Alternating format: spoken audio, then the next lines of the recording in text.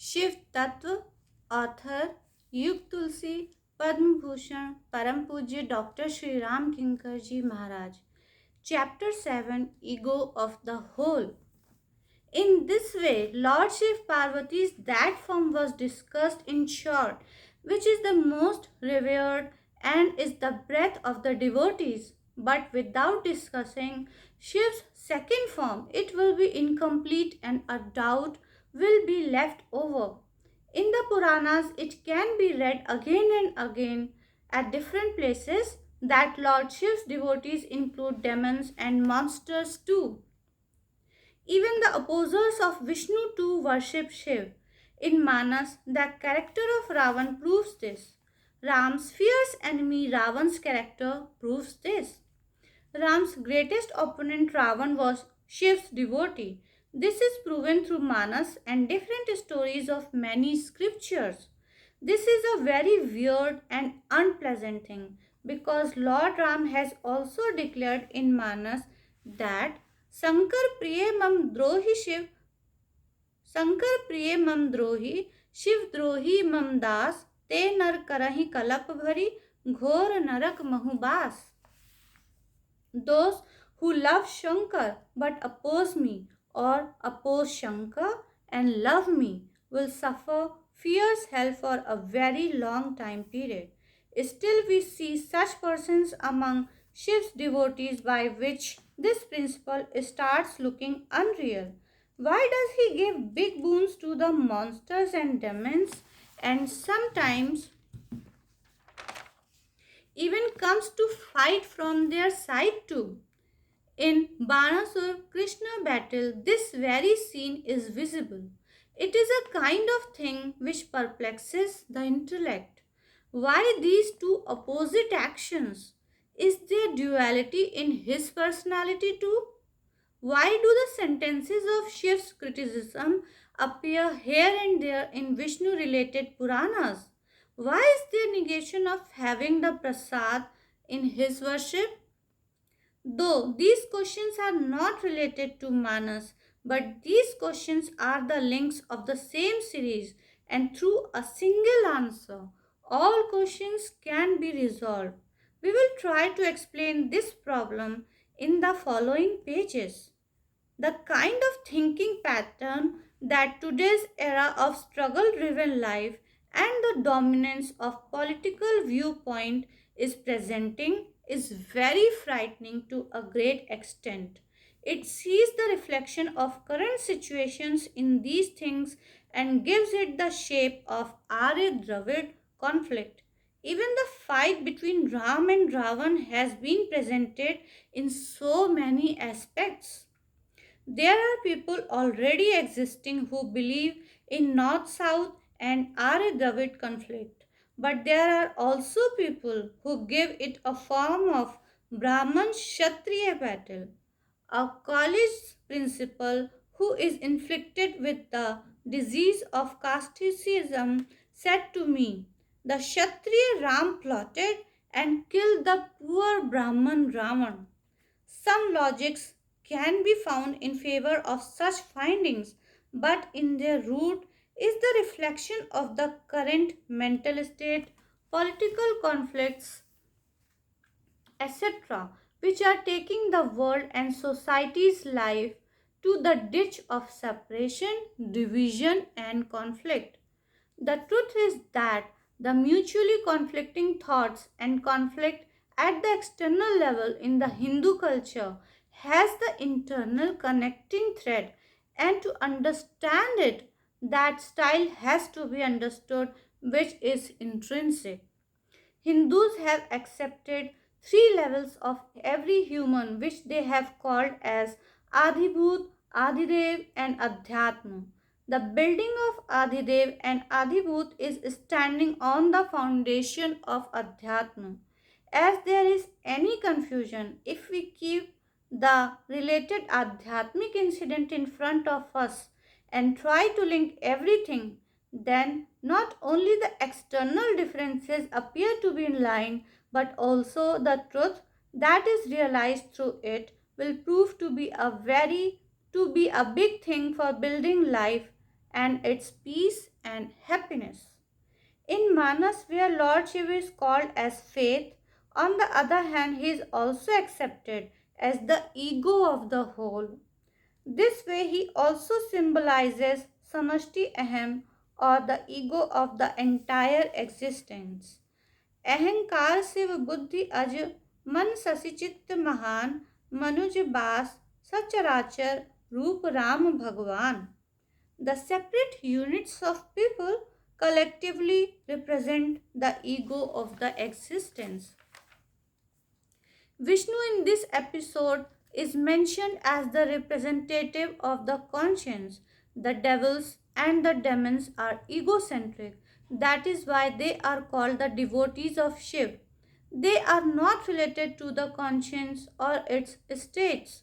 Those who give utmost importance to conscience are the introvert yogis situated in samadhi or others belonging to that category. That is why they are called the devotees of Vishnu.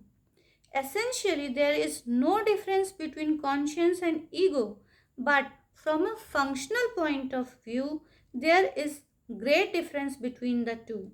Through ego, rajogun and activeness arises in a person, and through conscience, pure thoughts and truthful inactiveness arises. Activeness and inactiveness are two opposite states externally, but for a thinker they fulfill each other. In a same Puran, somewhere there is mention of both being the same, and somewhere one is criticized and the other is praised. It is actually the result of difference in the essential reality and the functional point of view. Ravan, Banasur, and other demons are Rajoguni, so they have trust in their effort and ego. The activeness that is present in the individual ego, Vyashti Aham, it is natural or binding for Samashti Shiv to grant its fruits. There are certain rules in the creation, and just like the maker of rules in the government system is also bound by these rules. Similarly, Shiv is also in the bondage of these rules, which is the decider of the basis of the individual and the whole. There is completeness in the Samashti Aham, hence, there is inactiveness because of absence of any desire, but it has bad consequences too. When a powerful personality emerges, then due to its activeness, it starts directing the samashti as per itself. Hence, the samashti ahem unintentionally appears to be assisting the devils and the demons. Any activity which is performed as per all norms or lawfully cannot go futile. An automatic dispenser gives the platform ticket as soon as a coin is inserted. It is possible that after entering, someone misuses it, commits murder or theft in the train, but the machine is helpless. It doesn't have the right to decide between good and bad due to his ego sense being spread across the existence. Lord Shiv is compelled to grant fruits to an individual for his penance. He doesn't have the right to decide if the person is worthy of it or not. That is why devotees call him Bholenath. There are many incidences where attempts were made to attack him after getting boons from him only. There was a demon by the name Bhasmasur who is successful in getting a boon that if he puts his hand on anyone's forehead, he would turn into ashes. He had asked for this boon with the wicked desire of attaining Parvati, and he tries to burn Shiv himself. Then scared Shiv runs away and Bhasmasur runs after him. Lord Vishnu helps him at this moment and destroys Bhasmasur. Seems that in response to such incidents only, in Manas, Shiv doesn't go all alone to grant boons to Ravan and Kumbhakarna. Brahma is also with him. It is a very sensible thing. Through the stories, in a very artistic manner, a very deep indication has been made, which leaves one so surprised. Brahma is the personification of the intellect of the whole. Ahankar Shiv Buddhi Aj. Hence, the incorporation of intellect with ego is for protection from the upcoming difficulties. Its utility is evident. Brahma and Shiv are shocked seeing the giant body of Kumbhakarna. Brahma is alert. He is the god of intellect of the whole. He himself is a bunch of power and strength, and he will destroy the whole universe after receiving the boon. Hence, immediately he calls upon Sharda, the goddess of intellect, and gets the solution of this problem.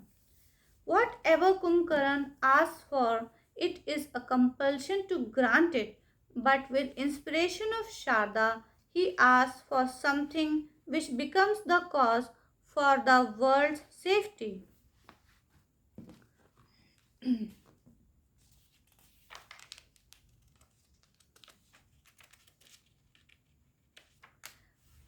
पुनि प्रभु कुंभ करण पहि गयऊ ते ही बिलोकी मन विस्मय भयऊ जो दिन प्रति आहार कर सोई विश्व बेगी सब चौपट होई सारद प्रेरिता सुमति फेरी मांगे सी नींद मास शट केरी.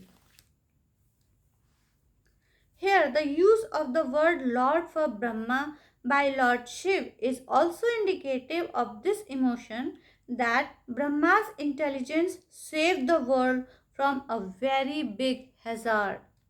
Ravan and Lord Ram both worship and praise Shivji, but the fact is that both have different emotions towards the worship. For one, it is the worship of ego, and for the other, faith. Lord Shiv is himself faith in his natural form. Ahem is just a position for him which is created for the management of various tasks of the world. The desirous man generally gives importance to the position because he loves power. Lord Ram establishes Shivling before Lanka attack and it is named Rameshwar. He bows before him, worships him as his master, but Ravan takes him only as a means of his rise and behaves thus. This is the only form of his worship. He cuts his heads and offers them. In comparison, Ram only offers flowers. What does it mean? In fact, one must offer his heart to his deity. That is the thing which pleases him too. But Ravan offers head, not heart. That too, like a cunning businessman who gives loan intelligently with the expectation that it will have more returns. He obtains the power of infinite heads in return of that head. For him, Shiv is bestower of prosperity and power. Hence, on receiving prosperity and power, he tries to make him lowly too. Instead of going to his place for worship, he wants that he should come to Lanka to take the offerings. Shiv had to accept it too. वेद पढ़े विधि शंभु सबीत पूजावन रावण सो नित आवे.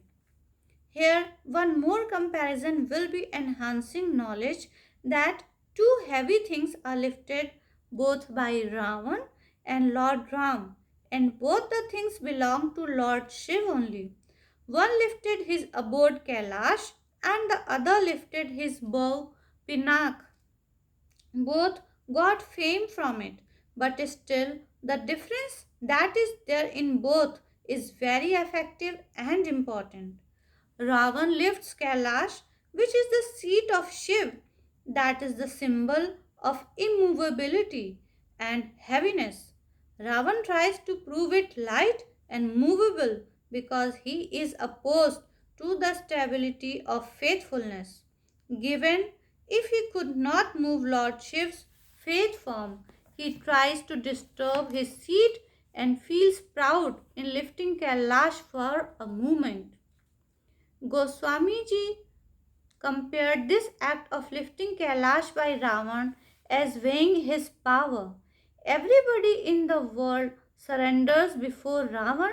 Nobody is ready to fight before him. Now, how should Ravan measure his power? Like on one side of a weighing scale, an object, and on the other side, a weight is kept, whichever is lighter lifts up. Similarly, his attention goes to Shiv, who resides on Mount Kailash. He doesn't challenge him for a battle due to fear of public opinion, but through another way tries to prove him lesser than himself. He tried to make Shiv along with Kailash as the weight to measure his strength, and he goes and forcibly lifts Kailash along with Shiv. And as it is lifted, he feels proud by thinking his strength to be heavier than him. कौतुक कहीं कैलाश पुनि लीन है सी जाय उठाए मनहु तौल निज बाहुबल चला बहुत सुख पाए. Actually, it is the nature of the egoistic and people of lowly nature that they try to pull down the same person from whom they received greatness. जाते नीच बड़ाई पावा सो प्रथम ही हट ताहि नसावा. Ravan, in the attempt of demeaning Shiv, loses everything he had. It is symbolic of the mentality of that foolish person with a sharp axe who, while cutting other branches in seconds, tries to cut that branch too on which he is sitting in over enthusiasm to showcase his skill of cutting. It was in Ravan's interest that he should have kept one place in reserve from where he could get help in hard times. But the attempt to prove himself even better than that is the example of his trust and faithless life. This is the story of every egoistic person. He wants to prove faith as insignificant and prove himself as mighty. But Shiv's bow Pinak is lifted by Lord Ram. The bow which Ravan could not muster courage to lift is not only lifted by the Lord, but he also breaks it. The story that lies behind this bow, it is necessary to mention it in the episode as well. As per the tales of the Puranas, once there was a battle between Shiv and Vishnu, and in that Lord Shiv's bow gets inactive, after which he renounced this bow. From the perspective of spirituality, this is the battle of the two states of the conscience. Ahem and Chit are the two forms of different states of the same consciousness. Antakaran. Antakaran Chatushtay form mind, intellect, consciousness, and ego are counted. As Antakaran Chatushtay's form, mind, intellect, consciousness, and ego are counted. In the awake state, the interaction with the world has the predominance of intellect. In the dream state, the predominance of mind.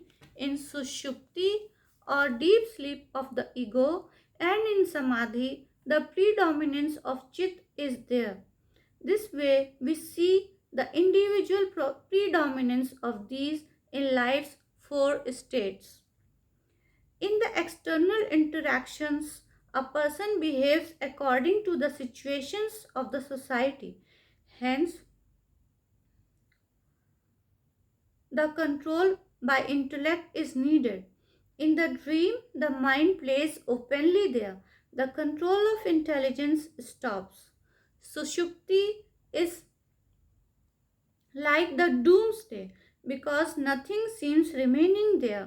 But even there, the ego remains as the witness, because after deep sushupti or sleep, the person says, "Today I slept very well." Shiv is the deity of catastrophe. 2. Practically only three states are experienced. The fourth one state of samadhi, which is the state of the calming of the tendencies of the mind, is attained by yoga. In the highest states of samadhi, the ego that has control on mind and intellect is defeated. The doership that is there in ego is the Shiv's bow. In samadhi, the negation of the doership is the numbness or the inactive state of this bow, and then the ego renounces it, taking it to be useless. The breaking of the bow by Lord Ram is the destruction of the ego's doership. Keeping in view the seriousness of the episode of breaking the bow, its explanation is necessary. Mahashakti Janki is the cause of the emergence, nourishment, and destruction of the creation. There is no greater doer than her. Hence, for her, there is no importance of Shiv's bow, that is the doership of destruction. Hence, she picks up the bow and keeps it on one side. The issue before Janak is the marriage of Janki ji. Then he takes a vow that whoever will lift and break this bow will be the suitable groom for Janki. Kings from various places gather to attain Janki. Ravan and Banasur too arrive at that assembly and return. The greed to attain the Mahashakti is in everyone's heart, but the Bhav Dhanush is present in the middle like a hurdle. How can it be possible to lift and break it? The thing is very clear that there needs to be a doership even bigger than Shiv to lift and break the bow, before whose doership even the doership of Shiv seems lighter. Such capability is in Mahamaya Adya Shakti Janki, who can create, preserve, and destroy infinite universes with just a resolution.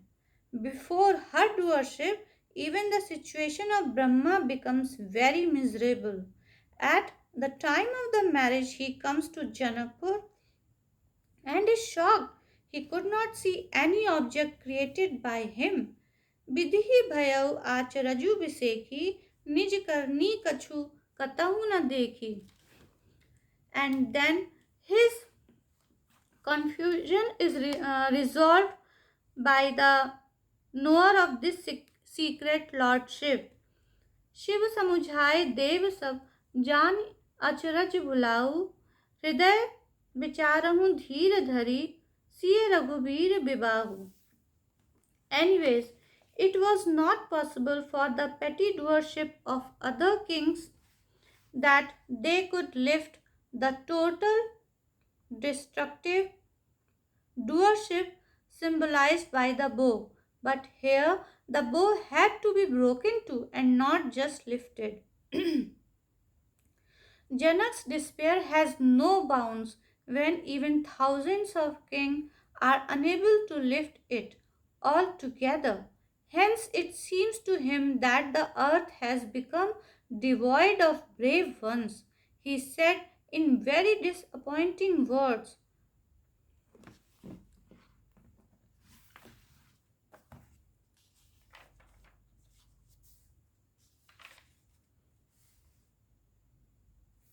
रहूं चढ़ाऊ तोरब भाई तिलु भरी भूमि न सके छड़ाई अब जनिको माखे भट मानी वीर विहीन मही मैं जानी. Actually, only a non-doer can destroy this bow, not anyone else. Despite having deep affection for Janki ji, Lord Ram's not standing up is symbolic of what? In fact, this is not only the problem of breaking, but the question of victory over doership. Standing up to break the bow willingly or being motivated by fear or greed will be symbolic of the emotions of petty doership only. Lord Ram cannot make this mistake. Hence, Lord Raghavan's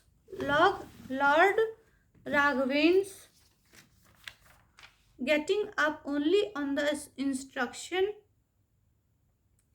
of Vishwamitra ji in this incident is indicative of his mere instrumentality, not doership. Hence, in this episode, Goswami ji called Lord Ram as devoid of joy and despair. Actually, joy and despair occur to the doer only, not to the instrument. सुनी गुरु बचन चरण सिरुनावा हर्ष विषाद न कछु उर आवा. Later it becomes clear in the Parshuram dialogue that the Lord doesn't accept himself as the doer of breaking the bow. Initially, Lakshmanji says this fact in a sarcastic tone. छुअत ही टूट पिनाक पुराना मैं कही हेतु करऊं अभिमाना. Sorry. छुअत टूट रघुपति ही न दोसु मुनि विनु काज करिए कत रोसु.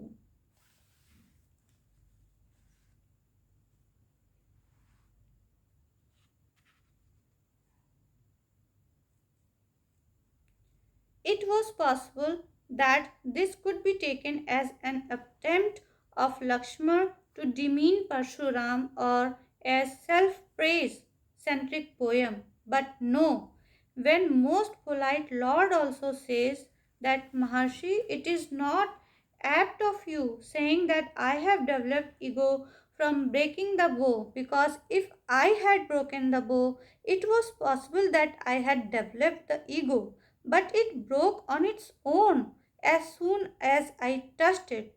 Then for what thing should I be proud of? छुअत ही टूट पिनाक पुराना मैं कही हेतु करौ अभिमाना.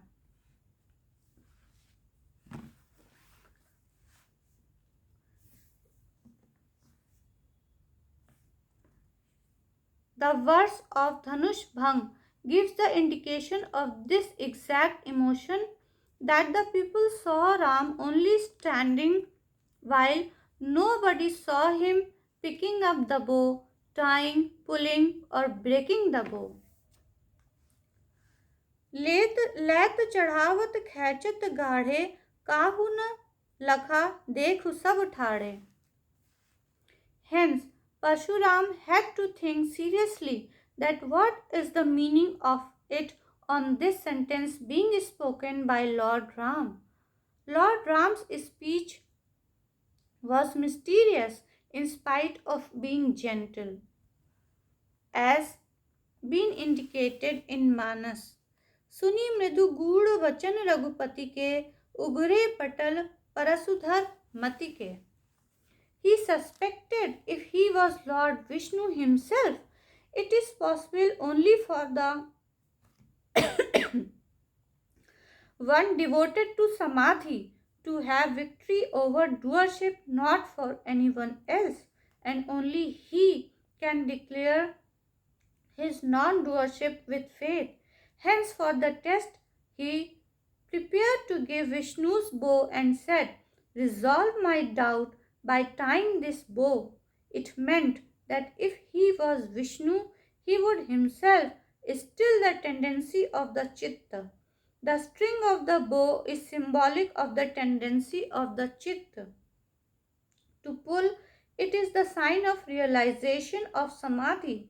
But here an even greater miracle takes place. The bow got pulled itself while being given to Ram. Its string did not need to be pulled, as if it was indicative of this truth that he does not require to calm the chitt's tendencies. It is the job of an ordinary yogi, because in Nirodh or calming there is still an element of doership in the seed form to be accepted. Here, samadhi is effortlessly realized, and what can be a greater proof of non doership that the bow itself got tied up and was not needed to be tied? People like Ravan or Banasur, who are tied with the doership of ego, hence get failure in this deed. The non doer, non indulgent Brahma is the only real master of Mahashakti. Hence, as soon as the bow test was over, Adya Shakti accepted the Lord with the victory garland. In this manner, Lord Shiv is symbolic of Samashti Aham and of faith too. The truth is that he is everything. For the doers, ego; for the devotees, faith; and for the knowledgeables, knowledge. It has been explained earlier that the peak culmination of knowledge is faith. Hence, its separate description is not needed. Like in an ocean, there are infinite things, but a person gets the thing as per his ability and caliber. Similarly, the degree of discretion that one has, he is able to understand Lord Shiv's character according to that only, and worship him and receive its fruits. Although Lord Shiv himself wants that each person asks him for devotion, understanding his faith form. But unfortunately, the imprudent demons, monsters, or people with such kind of mentality are not able to understand this truth, and hence, like a person goes to an ocean of gems and returns with seashells, similarly they ask for perishable things like material prosperity from Lord Shankar. Goswamiji has written a very sweet sentence in Kavitavali: when someone is able to please Lord Mahadev with penance and he wants to ask for a boon, then Shankar alerts him before he asks. नांगो फिरे कहे मांगनो देखी ना खांगो कछु जनी मांग्यो थोरो. Here Goswamiji has called Shiv Nango, the one who is naked. The purpose of saying naked is that seeing such get-up of Lord Shiv, the seeker can feel discouraged, like in Raghuvansh, where Kauts goes to Maharaj Raghu desiring to get gold coins in Guru Dakshina. But when the king, who has given everything in the Sarvajit Yagya, gives earth in a clay pot, seeing this condition cause enthusiasm to seek is destroyed. Seeing Lord Shiv, even greater disappointment is possible. The whole get-up is indicative of lack of prosperity and is of poverty. Hence, Shankar warns him. There is no lack of anything. Hence, don't ask for little. But this little and more are relative words. Each person defines little and more as per his mental state. Na mangyo thoro is a very deep meaning bearing sentence. For cognition, what can be said about the splendor and contents of the world Even the heavenly grandeur comes in the limit of little. Lord Ram had cautioned the citizens, saying that the human body is very difficult to be obtained. Even the deities desire for it. The one who doesn't utilize after getting such body is suicidal. The fruit of this body is not pleasure. So, is it heaven then? No, because even that is little. एहि तन कर फल विषय न भाई स्वर्गों स्वल्प अंत दुखदाई. Actually, in true sense, only that is more which cannot become little at any time. But is there any physical thing which does not become little from more in the span of time? Money, power, authority, nothing is an exception to this rule. Only God is more.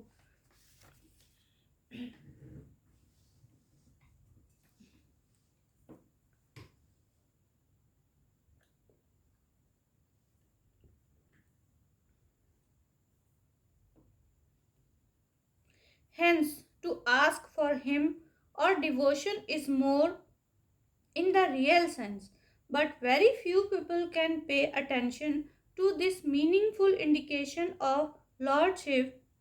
Only those whose conscience has been purified by satsang, in whose heart true reverence has arisen. Hence, in the episode of establishment of Rameshwar, Lord told that Lord Shiv grants my devotion when he is pleased. But to whom? Who are desireless and undeceitful.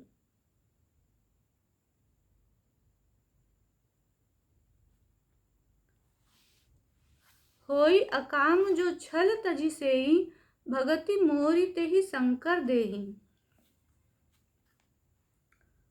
The one who is not desireless and undeceitful, he is not a Shiv devotee in real, which we befriend. When we befriend someone, then it becomes obvious that we do not keep any relation with his enemy. Shiv is Kamari, who is desirous, is actually Shiv's opponent in his consciousness. He pretends the devotion of Shiv only for selfishness.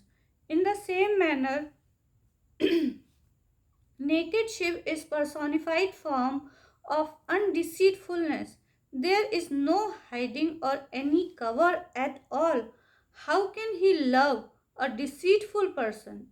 Such a person, in spite of reaching close to him, is deceived himself, although he comes with the intention of deceiving him. Hence, mostly the way of his death is determined through these boons only that are asked for. They wished for immortality, but they knew that immortality could not be asked for. So they took themselves as so intelligent that despite Shiv not granting it, we will be able to get it through our cleverness. This was the height of their ego, born out of indiscretion, where they took themselves to be more intelligent than Shiv. Ravan wants immortality, but how to get it? The egoistic of ten heads thinks that human and bears are negligible. I will defeat them myself. Fear can be only from others. If I ask for them in the boon, then immortality is certain. Hence, he asks for the boon. हम काहू के मरही न मारे बानर मनुज जाति दुई बारे. But as if through this sentence only made his death certain at the hand of human, Hence, Goswamiji has said in Balkand of Manas that Ravan asked for death at the hand of human. Ravan maran manuj kar jacha. It is weird, but such realistic explanation of Ravan's boon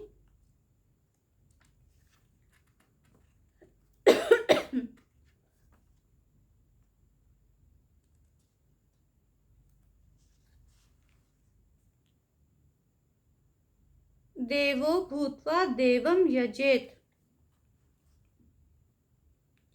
is this principle is very meaningful. The significance of devotion is not only this that some things should be offered to the deity, it means whoever we worship, we should try to make our nature and behavior from our mind, intelligence, and actions ideally according to him. Initially, the seeker implants them in himself with belief. When the practice gets deeper and the oneness with the deity gets enhanced, these beliefs get realized. Then he doesn't remain different from the deity. People like Ravan, who outwardly worship with things and opposite behavior with mind and intelligence, they do get the fruit of the action but are unable to become the affectionate of the deity. That is why Lord Shiv himself gets incarnated as Hanumanji to assist the Lord and participates in the destruction of Rama. Similarly, the episode of Kakbhushundi is also a good example. This is the story of Kakbhushundi's previous birth when he took birth in Ayodhya in the Shudra family and reaches the city of Mahakal Ujjain at the time of famine. There he earns some wealth and gets Shiv Diksha from a Brahmin. He imprudently He imprudently criticizes Vishnu and Ram, thinking himself as the loyal devotee of Shiv. Gurudev tried to explain the relationship of Lord Ram and Shiv. He tried to change this mentality of his, but he was unsuccessful. What was the result? One day, when he was chanting the Shiv mantra in the Shiv temple, Gurudev arrived. But till that time, the ego of Kakbhushundi had increased so much that he had started thinking of himself a more loyal devotee compared to Gurudev. So he doesn't even get up and bow. एक बार हर मंदिर जपत रहूं शिव नाम गुरु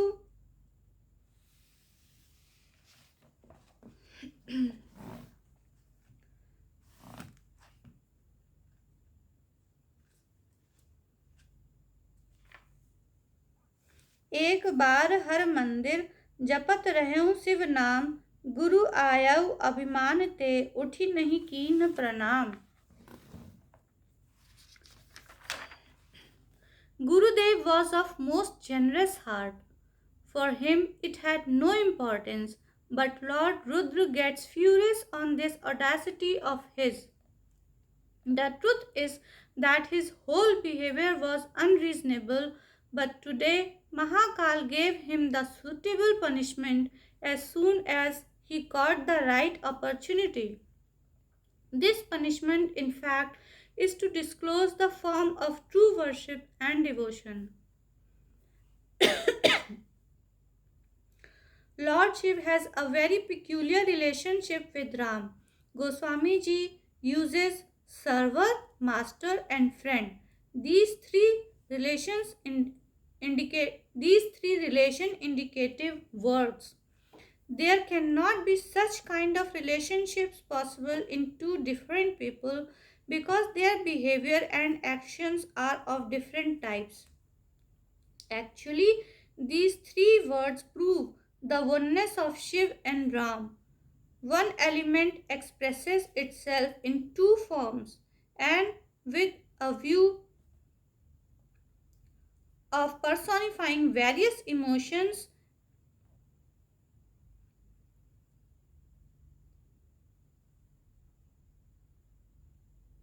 are seen to behave sometimes in the form of server, sometimes master, and sometimes like a friend.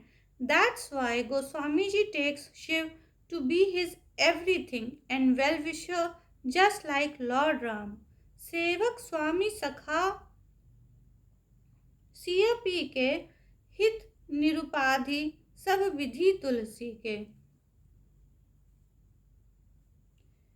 The main hero of Manas is Ram. From this view, it is not surprising for his predominance in it.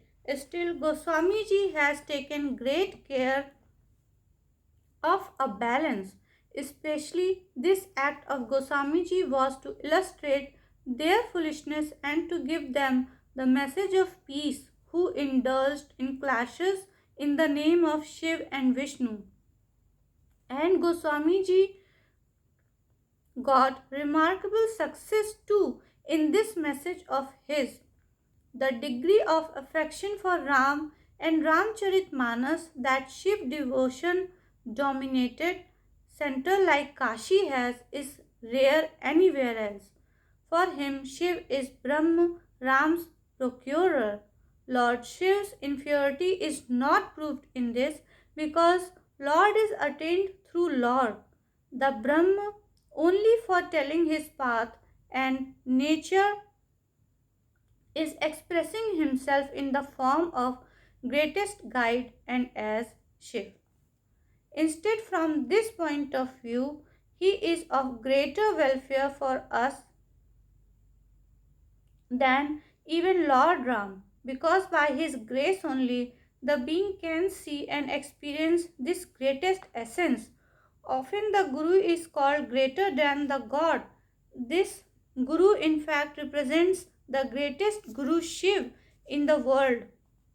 Lord Shankar is Tribhuvan Guru, Guru of three worlds. तुम तुम त्रिभुवन गुरु बे तुम त्रिभुवन गुरु बे न बखाना आन जीव Palmer का जाना. Hence, Goswamiji remembers his Guru in the form of Guru Shankar Rupinam.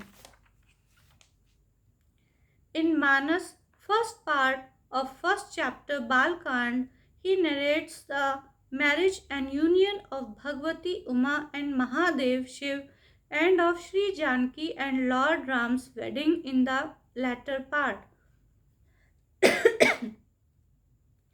In comparison to Lord Ram and Mahamaya Janki's wedding, the marriage of Shiv Parvati is more difficult but more necessary. In the being's conscience, first the union of Shiv Shakti is required only, then the union of Ram Janki is possible. Chapter 7 ends.